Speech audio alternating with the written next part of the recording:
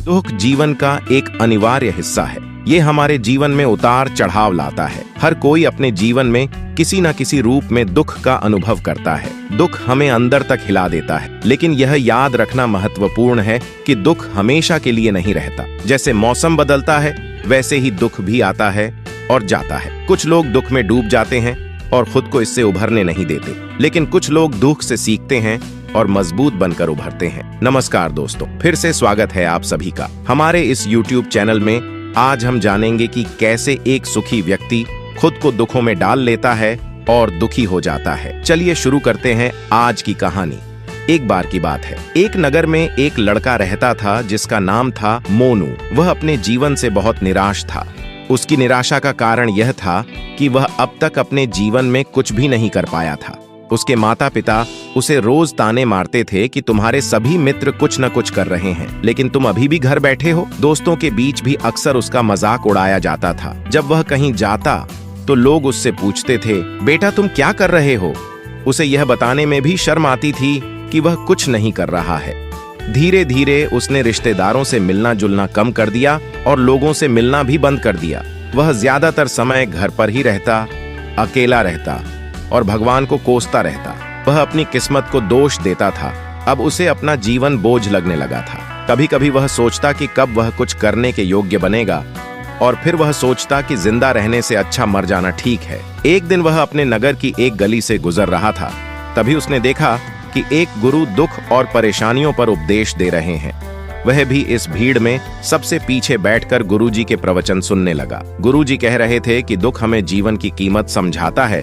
ये हमें सिखाता है कि सुख कितना अनमोल है। दुख एक शिक्षक की तरह है जो हमें जीवन की सच्चाई दिखाता है और हमें जीने का सही तरीका सिखाता है। दुख आने पर आप चाहे तो जिंदगी जीना भी सीख सकते हैं।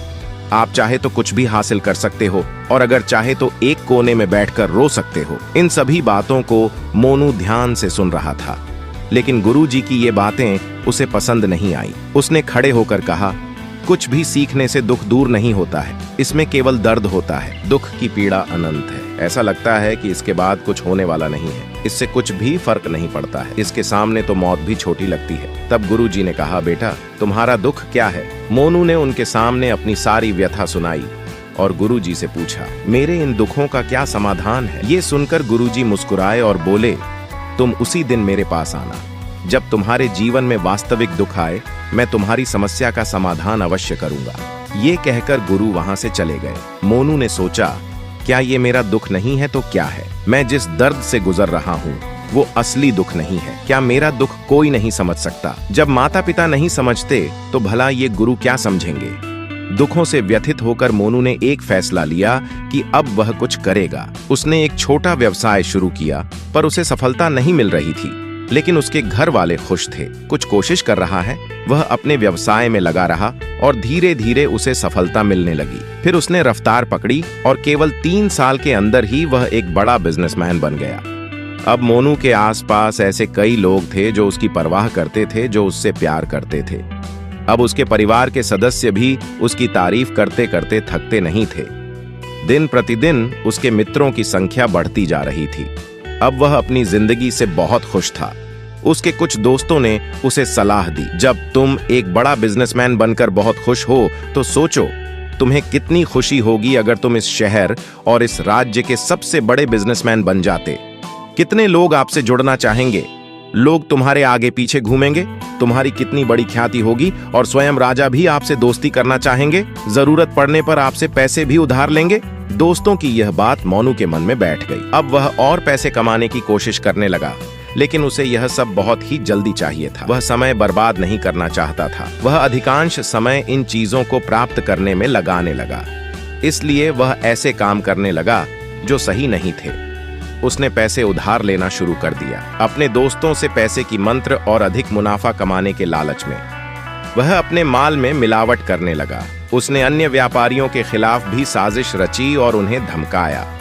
जैसा उसके दोस्त कहते थे वैसा ही करता था। वह इन तरीकों से ज्यादा पैसा कमा रहा था, पर अब उसके जीवन में पहले जैसा चैन नहीं रहा। उसकी मानसिक शांति गायब हो गई थी और वह रात को सो नहीं पाता था। वह विचारों में रहता था। वह सब कुछ कर रहा था, पर उसे किसी चीज में सुख नहीं मिल रहा था।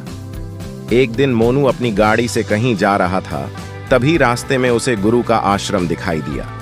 वह गुरु के पास जाकर बोला, गुरुजी, आपने मुझे कहा था जब कभी जीवन में सच्चा दुख आए तो चले आना। अब मैं बहुत दुखी हूं, मेरी नींद हराम हो गई है, मुझे कहीं भी शांति नहीं मिल रही है। इस प्रकार मोनू ने अपनी सारी समस्याएं गुरुजी को बताई। गुरु ने कहा, जब तुम पहली बार मुझे मिलने आए थे तब भी तुम किसी दुख में थे, तुमने उस दर्द से क्या सीखा? मोनू ने कहा, सिर्फ सोने और चिंता करने से कुछ नहीं होता। अपनी दृष्टि को सच करने के लिए मेहनत भी जरूरी है, और सिर्फ मेहनत करने से भी कुछ नहीं होता, परिणाम भी मिलना चाहिए। जब आपको लगे कि आपका लक्ष्य हासिल नहीं होने वाला है, तब राह में चाहे कितनी भी मुश्किलें आए, मन कितना भी निराश क्यों ना हो, खुद पर आत्मविश्वास करना चाहिए कि मैं जो भी कर रहा हूं उसमें अवश्य सफल होगा। लोग केवल सफल लोगों का सम्मान करते हैं, कोई कितना भी अच्छा क्यों ना हो, वह हमेशा लोगों की नजरों में बोझ बना रहता है। ये सब सुनकर गुरु मुस्कुराए और बोले, यह वास्तव में दुख नहीं है। जब तुम्हारे जीवन में वास्तविक दुख आए तब मेरे पास आना, मैं उसे ठीक कर दूंगा।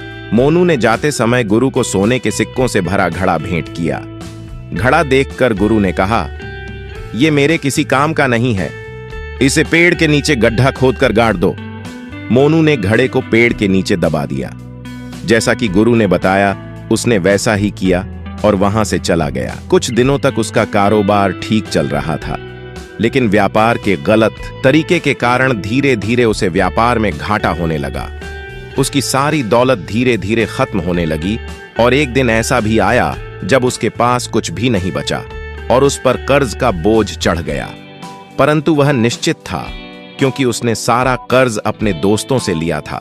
उसने सोचा था कि उसके दोस्त बुरे वक्त में उसके साथ खड़े रहेंगे, लेकिन ऐसा कुछ नहीं हुआ।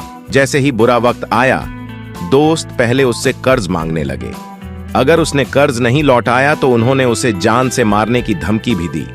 उसके सभी शुभ चिंतक और प्रियजन उससे दूर हो गए। उसके दोस्त जो उसके साथ मस्ती किया करते थे, अब उसे दूर भाग रहे थे। उसका परिवार उसकी गलतियां और कमियां गिनने लगा। उसकी सारी संपत्ति नीलाम हो गई और उसके पास कुछ भी ना बचा। जब उसने अपने पिता से मदद मांगी तो पिता ने कहा, मेरे पास थोड़ी सी संपत्ति है, अगर मैं तुम्हें दे दूंगा तो तुम्हारी मां को क्या कहूंगा? ये संपत्ति हमारा अंतिम सहारा है। मोनू के मन में गहरा दुख छा गया। उसके आसपास कोई नहीं था जो उसके दुख को समझ सके। लोगों के इस विश्वासघात के कारण वह अंदर से टूट चुका था। वह सोचने लगा कि अब जीने का कोई मतलब नहीं है, अब मौत ही मेरा सहारा है।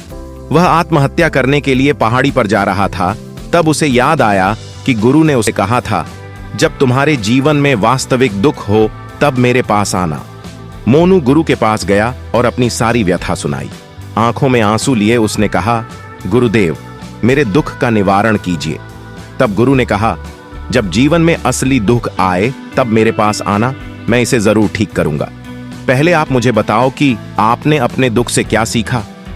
मोनू ने कहा, मैंने यह सीखा कि जो लोग हमारे जीवन में आते हैं वे हमारी सफलता और प्रगति के कारण हमें धोखा जरूर देंगे, क्योंकि बुरे समय में वे हमारे साथ नहीं खड़े होंगे।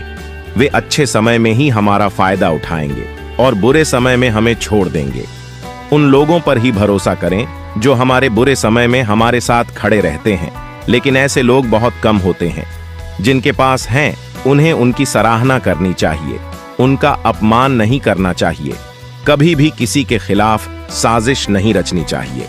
अपना काम ईमानदारी और धैर्य से करें और कभी लालची ना बने। अपने सारे दुख, दर्द और अनुभव बयान करने के बाद मोनू गुरुजी के सामने आंखों में आंसू लिए बैठ गया।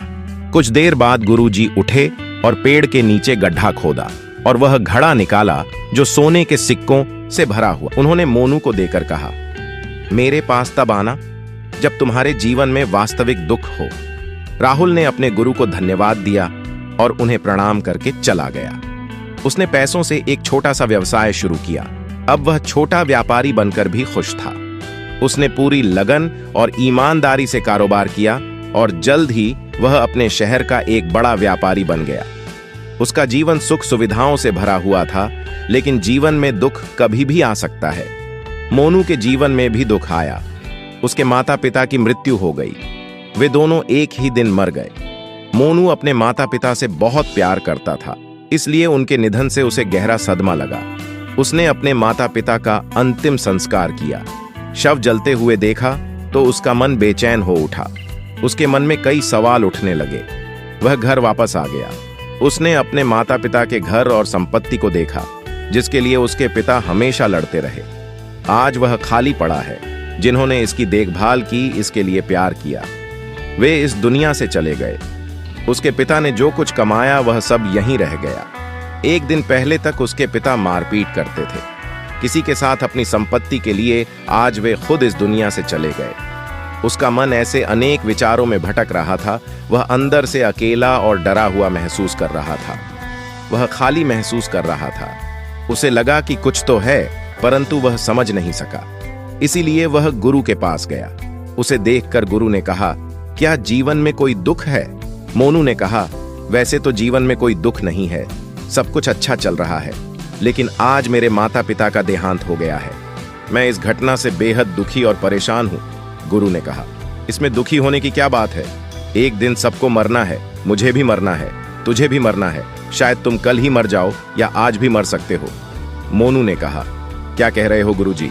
मैं भी मर जाऊंगा, लेकिन मैं अभी जवान हूं। गुरु ने कहा, सभी इस भ्रम में जी रहे हैं कि मृत्यु केवल बूढ़ों को आती है, लेकिन ऐसा नहीं है। जवान भी मर जाते हैं, बच्चे भी मर जाते हैं। मौत का उम्र से कोई लेना देना नहीं है, ये सभी को प्रभावित करती है। गुरु की ये बातें मोनू के मन में बैठ गई और वह चुपचाप चला गया। लेकिन उसका मन अभी भी बेचैन था। वह खाली महसूस कर रहा था। वह सारा दिन अपने भीतर ही सोचता रहता कि वह कौन है, वह इस दुनिया में क्यों आया है, इस जीवन का लक्ष्य क्या है।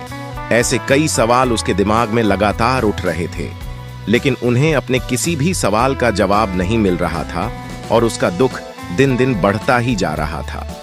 कुछ दिन बाद वह फिर से गुरु के पास पहुंचा और बोला, हे गुरुदेव, मैं बहुत दुखी हूं, क्योंकि मैं यह नहीं जान पा रहा हूं कि मैं कौन हूं और मैं इस दुनिया में क्यों आया हूं। यह सुनकर गुरु मुस्कुराए और बोले, आज आपके जीवन में पहली बार सच्चा दुख उत्पन्न हुआ है। यह वास्तव में दुख कहलाने लायक है। हम नहीं जानते कि हम कौन हैं और हम क्यों आए हैं। मोनू ने अपने गुरु से कहा कि उसकी दुर्दशा दूर करें। गुरु ने कहा, हम सभी इंसान हैं, जीवन भर संग्रह करते रहते हैं। मोनू ने कहा, कोई भी इंसान अपने साथ कुछ भी नहीं ले जा सकता, वह सिर्फ अकेला ही जाता है। मेरे माता पिता भी अपने साथ कुछ भी लेकर नहीं गए। धन, संपत्ति, अपनी वैभव, सब कुछ यहाँ पर छोड़कर गए। गुरु ने कहा, अब मेरी बात ध्यान से सुनो। इस संसार में हमें जो संग्रह करना चाहिए वह हम नहीं करते, बल्कि चीजें हमारे सामने होती हैं, लेकिन हम उन्हें देखने की कोशिश नहीं करते। हमें इस दुनिया में जो कुछ भी इकट्ठा करना है वह हम खुद हैं। हमें खुद को जुटाना होगा ताकि जब हम मरें तो हम एकजुट हो सके और खुद को पहचानने में सक्षम हो सके। हम अंदर बैठे हुए हैं। हम प्यार, नफरत, गुस्सा, ईर्ष्या में बैठे हुए हैं।